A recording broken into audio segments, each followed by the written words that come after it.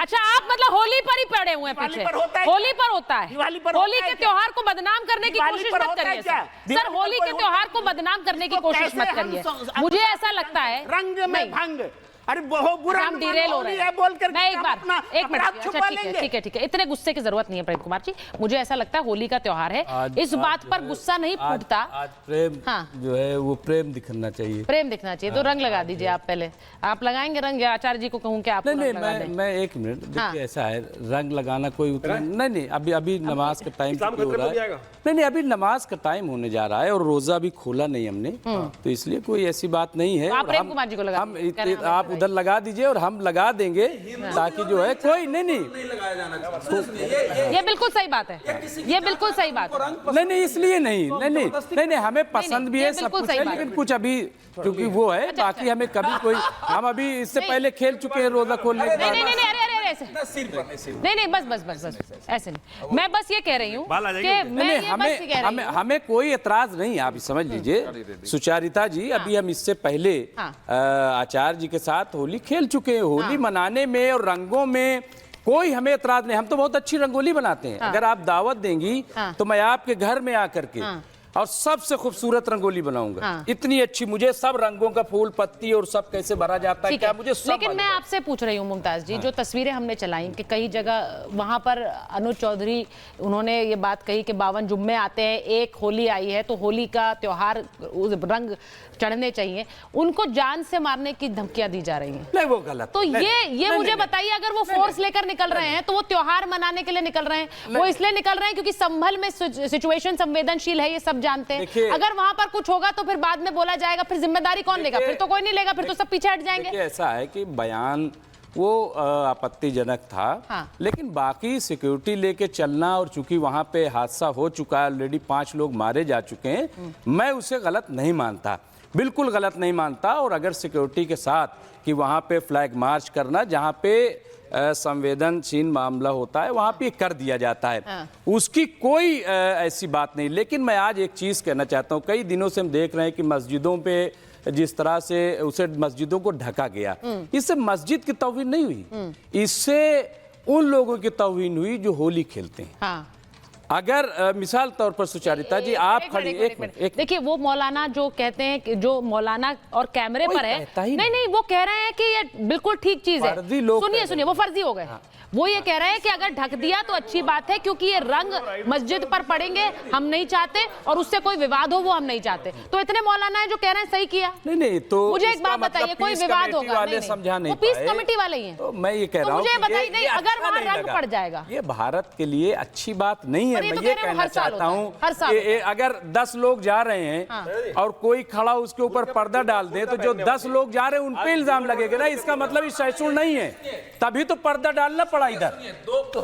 पर्दा नहीं, अब देखिए ये भी रूप है कि अच्छा है, उसके दरवाजे नहीं, हमें ये बताइए जिस रूप में अच्छा है, बिल्कुल उसका तरीका क्या तरीका है। किसी की अगर ये इधर से भी कोई उपद्रवी तत्व अगर दंगा फैलाने के लिए घुस के, क्योंकि हमारे समाज में ऐसे लोग हैं, इसीलिए पुलिस होती है। अगर एक बूंद रंग, सुनिए ना, एक बूंद रंग वहां डाल दिया, पहले एक बूंद 2 बूंद से नहीं ना भाई, एक बूंद का मतलब ज्यादा या कम, उसके बाद अगर वहां कुछ हो गया तो कौन जिम्मेवार होगा? सुचारिता जी, पहली बात, सुचारिता एक मिनट वो बात कंप्लीट कर रहे हैं। बाल ढकना एक कदम है, पुलिस ने एक पूरा पैकेज कदम के उठाए हैं कि होली खेलने निकलेंगे किस तरह से निकलेंगे। वहां भी है ये जो कह रहे हैं, वहां भी है कि आप कितनी दूर पर रंग मारेंगे, किधर नहीं फेंकेंगे, ये सब नियम उसने घोषित। देखिए, मैं एक चीज कहना चाह रही हूं, बजे तक सड़क पर रहेंगे, उसी में यह भी है कि 2:30 बजे से वो नमाज पढ़ेंगे, तो 2:30, तो उसके ये पूरे पैकेज का एक हिस्सा है कि उस जगह के 7-8 जो उस रास्ते में मस्जिद है, उनकी सुरक्षा की दृष्टि से, वो ऐसे नहीं कि मस्जिद को बंद कर दो, उस समय कोई अंदर रहेगा बाहर आएगा, उसको ऐसे बिल्कुल सुरक्षा की दृष्टि से। मैं उसकी सुरक्षा की दृष्टि से किया गया है, मैं उस पर एतराज नहीं कर रहा हूँ, यही शो में कह चुका हूँ,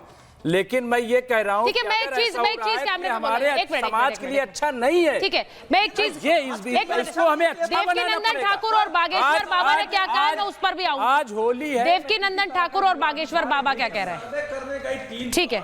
50,000 ईंट पत्थर चल जाते हैं। सुनिए, वहां कोई लड़ने नहीं गया था, विरोध खड़ा होकर भी किया जा सकता था। ठीक है, विरोध तो आप किसी चीज का करिए, लेकिन हिंसा विरोध कर रहे हैं। एक सेकंड, तो वहां तो विशेष सुरक्षा व्यवस्था। एक मिनट अवधेश जी, मैं एक चीज पूछ रही हूँ। जो बात इन्होंने कही कि मस्जिदों को ढका गया, वो सही नहीं था। मस्जिदों को ढकने के बाद वहां पर प्रशासन को अगर सुरक्षा व्यवस्था को लेकर इस तरह से करना पड़ा है, ये पहली बार नहीं हो रहा है। कैंप 2 पे काटिए प्लीज, ये पहली बार नहीं हो रहा है। और मैं इसलिए बोल रही हूं क्योंकि अगर वहां पर ये हुआ है तो उसको लेकर बहुत से लोग सवाल उठा रहे हैं, लेकिन जहां जहां पर होली को लेकर बैन लग रहा है या फिर कहा जा रहा है होली के लिए बंदिशें हैं, होली के लिए नियम है, उनको लेकर कोई कुछ नहीं बोलता है। मैं सिर्फ ये पूछती हूं कि त्योहार पर भी ये दोहरे मापदंड क्यों होते हैं? मतलब वहां पर ये नहीं कहा जा रहा आपसे कि ये नहीं कहा जा रहा कि नमाज नहीं अदा की जाएगी, लेकिन वहां अगर ढका जा रहा है तो विवाद से बचने के लिए। लेकिन जहां पर होली ही मनाने से मना कर दिया गया, जैसे पश्चिम बंगाल में, तेलंगाना में, उसके लिए कोई कुछ नहीं बोलता है। ठीक है, वो तो ठीक है, वो तो प्रशासनिक व्यवस्था कर रही हैं, वो प्रशासनिक व्यवस्था कर रही हैं। लेकिन यहाँ पर बिल्कुल पूरे इस इलाके में ममता बनर्जी ने कह दिया कि होली नहीं खेली जाएगी क्योंकि वह पौधों को नुकसान होगा। मैं सिर्फ ये पूछना चाह रही हूँ, तो त्योहार को लेकर बंदिश भी लग जाए तो ठीक है, लेकिन वहां पर अगर ढका गया है प्रशासनिक व्यवस्था के लिए तो उससे दिक्कत है। इस पर मुझे समझ नहीं आता कि क्यों। मैं पहले धर्मेंद्र जी से पूछ लेती हूँ, उनके नेता तो बहुत, क्योंकि मैं देवकी नंदन जी का बयान चलाऊं जो वो बात बड़ी कह रहे हैं, उससे पहले जरा इस पर बताइए। सुचारिता जी, कानून का काम है हर धर्म के लोगों की रक्षा करना। अगर वो रक्षा करने में फेल होते हैं तो सबसे पहली नाकामी कानून व्यवस्था की है। योगी जी अगर इस बात को मान लेते तो शायद कानून व्यवस्था सुधर जाता, लेकिन अगर कानून फेल हो रहा है, फेल करने वाले को वो बहादुर बताते हैं। अब दूसरा कॉन्सिक्वेंस देखिए, कह रहे हैं उनके जान का खतरा है, ये तो कानून के लिए और बहुत बड़ी चुनौती है। ऐसा कौन सा व्यक्ति है जो उत्तर प्रदेश में कह रहा है कि सीईओ की भी जान का खतरा है? तो आम नागरिक क्या करेगा? जो नमाज पढ़ने जाएगा उसकी सुरक्षा की जिम्मेदारी कौन लेगा? जो होली खेला उसकी सुरक्षा की जिम्मेदारी कौन लेगा? ये भारतीय जनता पार्टी के बयान ब्यूरो द्वारा बोया हुआ बीज है।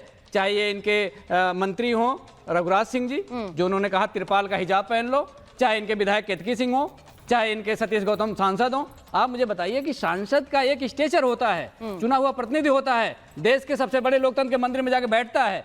जब वो अपने मुंह से ये बोलता है कि अगर कोई होली खेलने नहीं देगा तो हम उसको ऊपर पहुंचा देंगे, तो इससे पता चलता है कि ये लोग हुड़दंग हैं, ये लोग अपना सौहार्द बिगाड़ने वाले लोग हैं, दंगा फैलाने वाले लोग हैं। जिन्हीं लोगों की दी हुई सारी चीजें हैं जो आज देश के अंदर एक होली का त्योहार जिससे दिलों की दूरियां कम होती थी, लोग एक दूसरे से मिलते थे, मिठाइयां खाते थे, आज ऐसा जहर घोल दिया इन्होंने समाज के अंदर, ऐसा जहर घोल दिया कि हम एक ढंग से डिबेट भी नहीं कर पा रहे हैं। अच्छा ठीक है, और मैं एक चीज पूछ रही हूँ, एक बार जरा देवकी नंदन ठाकुर का बयान सुन लीजिए। देवकी नंदन ठाकुर क्या कह रहे हैं वो भी इंपॉर्टेंट है, और बागेश्वर बाबा क्या कह रहे हैं, जरा वो सुनिए।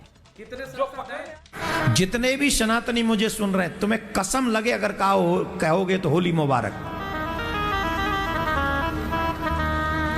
चूल्हे में गई जी मुबारक, कोई होली मुबारक नहीं।